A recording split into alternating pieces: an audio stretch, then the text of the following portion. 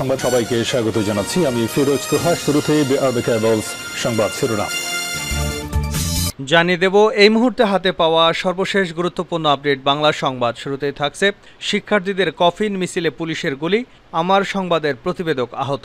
কোটা সংস্কার আন্দোলনে শিক্ষার্থীদের কফিন মিছিল নিয়ে বের হবার সময় সংবাদ সংগ্রহকালে গুরুতর আহত হন আমার সংবাদের ডিজিটাল বিভাগের রিপোর্টার সিরাতাল মুস্তাকিম নিশান। সেই সঙ্গে আরও আহত হন এসিটিভির রিপোর্টার রহমতুল্লাহ। এবারে জানাবো ছাত্রলীগ নেতাদের রুম থেকে বিপুল পরিমাণ অবৈধ অস্ত্র উদ্ধার। কোটা সংস্কার আন্দোলনকে কেন্দ্র করে শাহজালাল বিজ্ঞান ও প্রযুক্তি বিশ্ববিদ্যালয়ের ছাত্রদের আবাসিক হল দখলে নিয়েছেন আন্দোলনরত শিক্ষার্থীরা। এ সময় ছাত্রলীগের অবস্থান করা শাহপরান হল, বঙ্গবন্ধু শেখ মুজিবুর রহমান হল বেশ কিছু কক্ষ দখল করেন তারা। তখন বেশ কিছু কক্ষ থেকে বিপুল পরিমাণ দেশীয় অস্ত্র, চাকু, পিস্তল, রিভলভার এবং মদের বোতল উদ্ধার করেন শিক্ষার্থীরা। জানাবো নীলক্ষেতে পুলিশের সঙ্গে আন্দোলনরতদের সংঘর্ষ। ঢাকা বিশ্ববিদ্যালয়ের মলচত্বর এলাকায় পুলিশের সঙ্গে সংঘর্ষের পর হল থেকে বেরিয়ে গেছে আন্দোলনরত শিক্ষার্থীরা। তারা এখন নীলক্ষেত মোড়ে অবস্থান নিয়েছেন। সেখানে শিক্ষার্থীদের লক্ষ্য করে কাঁদানে গ্যাসের শেল নিক্ষেপ করছে পুলিশ। জানিয়ে দেব কোটা আন্দোলনকারীদের পাশে থাকতে সরকারের প্রতি জাতিসংঘ মানবাধিকার প্রধানের আহ্বান। দেশে চলমান কোটা সংস্কার আন্দোলনে শিক্ষার্থীরা যেন হতাহত না হন সে বিষয়ে দৃষ্টি রাখতে সরকারের প্রতি আহ্বান জানিয়েছেন জাতিসংঘের মানবাধিকার বিষয়ক প্রধান ভলকার তুর্ক।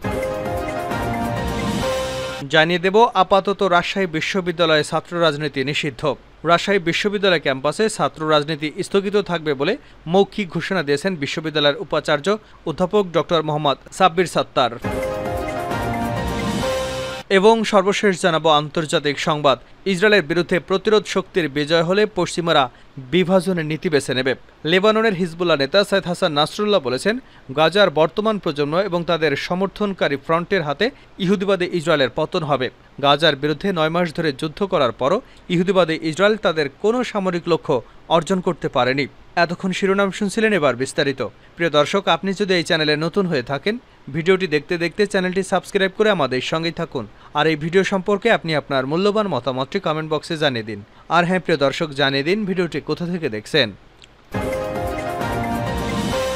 শিক্ষার্থীদের কফিন মিছিলে পুলিশের গুলি, আমার সংবাদের প্রতিবেদক আহত। কোটা সংস্কার আন্দোলনরত শিক্ষার্থীদের কফিন মিছিল নিয়ে বের হওয়ার সময় সংবাদ সংগ্রহকালে গুরুতর আহত হন আমার সংবাদের ডিজিটাল বিভাগের রিপোর্টার সিরাতাল মুস্তাকিম নিশান।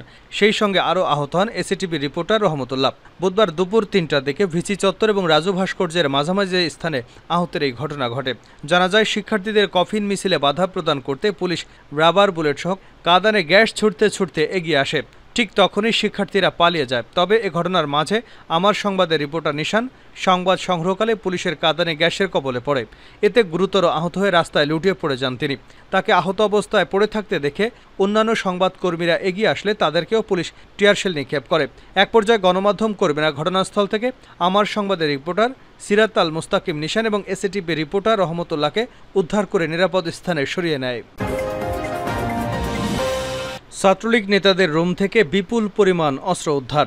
কোটা সংস্কার আন্দোলনকে কেন্দ্র করে শাহজালাল বিজ্ঞান প্রযুক্তি বিশ্ববিদ্যালয়ের ছাত্রদের আবাসিক হল দখলে নিয়েছেন আন্দোলনরত শিক্ষার্থীরা। এ সময় ছাত্রলীগের অবস্থান করা শাহপরান হল, বঙ্গবন্ধু শেখ মুজিবুর রহমান হল বেশ কিছু কক্ষ দখল করেন তারা। এতে বেশ কিছু কক্ষ থেকে বিপুল পরিমাণ দেশীয় অস্ত্র, চাকু, পিস্তল, রিভলভার এবং মদের বোতল উদ্ধার করেন শিক্ষার্থীরা।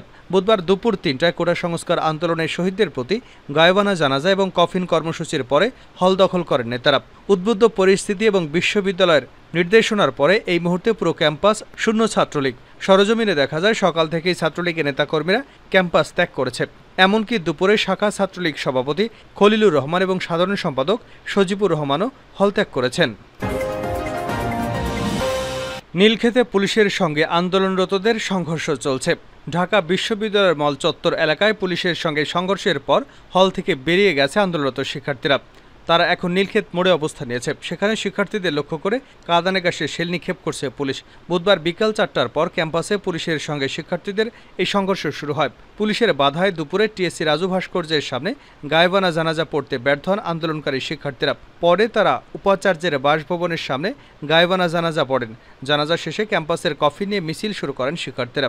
তাদের ওই মিছিলে একের পর এক সাউন্ড গ্রেনেড, কাঁদানে গ্যাসের শেল নিক্ষেপ করে পুলিশ।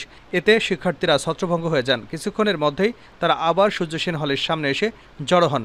এরপর প্রায় ঘণ্টাখানেক পুলিশের সঙ্গে শিক্ষার্থীদের সংঘর্ষ চলে। পুলিশ সদস্যরা উপাচার্যের বাসভবনের সামনে অবস্থান নেন।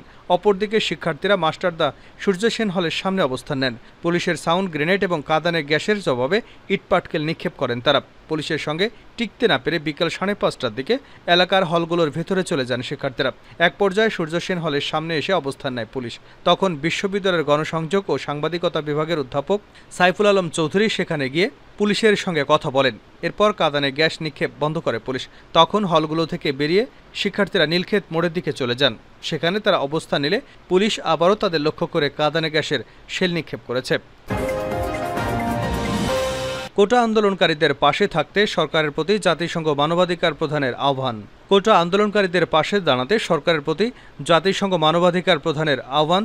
দেশে চলমান কোটা সংস্কার আন্দোলনে শিক্ষার্থীদের যেন আর হতাহত না হয় সে বিষয়ে দৃষ্টি রাখতে সরকারের প্রতি আহ্বান জানিয়েছেন জাতিসংঘের মানবাধিকার বিষয়ক প্রধান ভলকার তুর্ক। বুধবার এক এক্স পোস্টে তিনি এমন আহ্বান জানিয়েছেন। ওই পোস্টে তুর্ক বলেছেন, সব ধরনের সহিংসতা ও বল প্রয়োগ, বিশেষ করে প্রাণহানির ঘটনা অবশ্যই তদন্ত করতে হবে এবং অপরাধীদের জবাবদিহিতার আওতায় আনতে হবে। মত প্রকাশের স্বাধীনতা এবং শান্তিপূর্ণ সমাবেশ মৌলিক মানবাধিকার বলে পোস্টে মন্তব্য করেন তিনি। আপাতত রাজশাহী বিশ্ববিদ্যালয়ের ক্যাম্পাসে ছাত্র রাজনীতি নিষিদ্ধ। রাজশাহী বিশ্ববিদ্যালয় ক্যাম্পাসে ছাত্র রাজনীতি আপাতত স্থগিত থাকবে বলে মৌখিক ঘোষণা দিয়েছেন বিশ্ববিদ্যালয়ের উপাচার্য অধ্যাপক ডক্টর মোহাম্মদ সাব্বির সত্তার। বুধবার বিকেলে বিশ্ববিদ্যালয়ের উপাচার্য কক্ষে সাধারণ শিক্ষার্থীদের সঙ্গে আলোচনা শেষে তিনি এমন ঘোষণা দিয়েছেন। এর আগে দুপুর 12টা থেকে রাজশাহী বিশ্ববিদ্যালয়ের সৈয়দ নজরুল ইসলাম প্রশাসনিক ভবনের মূল ফটক অবরোধ করে বিক্ষোভ করেন শিক্ষার্থীরা। এ সময় হল প্রধানের কাছে 5 দফা দাবি জানান তারা। পরে আন্দোলনরত শিক্ষার্থীদের একদল প্রতিনিধি উপাচার্যের সঙ্গে উন্মুক্ত আলোচনায় বসেন। উপাচার্য বলেন, বিশ্ববিদ্যালয় হচ্ছে মুক্ত চিন্তার জায়গা, এখানে রাজনীতি থাকবে, এটাই স্বাভাবিক। তবে ছাত্রদের দাবির বিষয়ে আমরা আলোচনা করে সিদ্ধান্ত নেব। তাছাড়া সরকার থেকে দেশের স্কুল, কলেজে এবং বিশ্ববিদ্যালয় বন্ধের ঘোষণা এসেছে। তিনি আরও বলেন, বিশ্ববিদ্যালয়ে দায়িত্বপ্রাপ্ত শিক্ষকরা যারা আছেন তাদের অনুমতিতেই বলছি, শিক্ষার্থীদের দাবির পরিপ্রেক্ষিতে চলমান পরিস্থিতি নিয়ন্ত্রণে না আসা পর্যন্ত ক্যাম্পাসে আপাতত ছাত্র রাজনীতি স্থগিত করছি। শেষ করছে আন্তর্জাতিক সংবাদ দিয়ে। ইসরায়েলের বিরুদ্ধে প্রতিরোধ শক্তির বিজয় হলে পশ্চিমারা বিভাজনের নীতি বেছে নেবে। লেবাননের হিজবুল্লাহ নেতা সাইয়েদ হাসান নাসরুল্লাহ বলেছেন, গাজার বর্তমান প্রজন্ম এবং তাদের সমর্থনকারী ফ্রন্টের হাতে ইহুদিবাদী ইসরায়েলের পতন হবে। গাজার বিরুদ্ধে 9 মাসের যুদ্ধ করবার পরও ইহুদিবাদী ইসরায়েল তাদের কোনো সামরিক লক্ষ্য অর্জন করতে পারেনি। গাজার জনগণের প্রতিরোধ মোকাবেলায় তারা মরিয়া হয়ে উঠেছে বলে মন্তব্য করেন হিজবুল্লাহ নেতা। পার্স টুডে আরও জানিয়েছে, সাইয়েদ হাসান নাসরুল্লাহ মঙ্গলবার রাতে এবং আশুরায় হুসেইনির রাতে একথা বলেছেন। যদি তাদের জন্য সীমান্ত খুলে দেওয়া হয় তাহলে দেখা যাবে তারা স্বেচ্ছায় গাজার সমর্থনে দায়িত্ব পালন করবে। তিনি আরও বলেন, আল আকসা তুফান অভিযানের মাধ্যমে বরকত হল সহায়ক ফ্রন্টগুলোর পারস্পরিক সংহতি, বিশেষ করে লেবানন, ইরাক এবং ইয়েমেনের ফ্রন্টগুলোর মাঝে ঐক্য এবং সংহতি বড় রকমের অর্জন। এদের পেছনে আমেরিকা বছরের পর বছর ধরে বিচ্ছিন্নতার উস্কানি দিয়ে এলেও কোনো সফল হয়নি। তাদের সেই তৎপরতা এখন সর্বনিম্ন পর্যায়ে পৌঁছেছে। হিজবুল্লাহর মহাসচিব আরও বলেন, আশা করা যায় যে আল আকসা তুফান অভিযানে বিজয়ের পর ইহুদিবাদী ইসরায়েলের বিরুদ্ধে মুসলমানদের ঐক্য আরও সুদৃঢ় হবে। সাইয়েদ নাসরুল্লাহ বলেন, 1948 সাল থেকে আমাদের অঞ্চলে যা ঘটেছে তা একটি বড় রকমের দুর্নীতি। পশ্চিমাদের মদদে ইহুদিবাদী শত্রুরা আরবদের অপমানিত করছে। তিনি আরও বলেন, শত্রুদের বিজ্ঞানী এবং বিশেষজ্ঞরাও মনে করেন যে প্রতিষ্ঠার 70 বা 80 বছর পর ইসরায়েল ধ্বংস হয়ে যাবে। তাদের প্রাকৃতিক, ঐতিহাসিক এবং সামাজিক তথ্য প্রমাণ ইঙ্গিত দেয় যে ইসরায়েল এমন একটি স্পর্শকাতর পর্যায়ে পৌঁছেছে।